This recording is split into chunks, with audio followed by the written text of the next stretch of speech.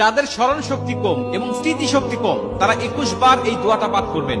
আশা করা যায় ইনশাআল্লাহ আপনার স্মৃতি শক্তি তুখর হয়ে যাবে, কারণ আল্লাহ পাক স্বয়ং নিজে এই দোয়াটা, এই আয়াতটা আমাদের শিখিয়েছেন আমাদের জ্ঞান বৃদ্ধি হওয়ার জন্য, আমাদের স্মৃতি শক্তি বৃদ্ধি করার জন্য। অনেকের ছেলে সন্তান যাদের মেধাটা ভালো নয়, কিন্তু মা বাবার ইচ্ছা যে আমার সন্তান ভালো মেধার অধিকারী হবে, তাকে কোরআনের হাফেজ বানাবো, তাকে বিভিন্ন আমি কিছু শিক্ষা দেব, সে তুখর ব্রেনের অধিকারী হবে, কিন্তু পারে না, সন্তান মুখস্থ করতে পারে না, কারণ স্মৃতিশক্তি খুবই কম। আবার অনেকের মুখে জড়তা থাকে, কথা বলতে পারে না ঠিক মতো। এই বিষয়গুলো নিয়ে এই আয়াতটা যদি আপনি আমল করতে পারেন, আশা করা যায় যে আপনি একটা কাঙ্ক্ষিত ফলাফল পাবেন ইনশাআল্লাহ।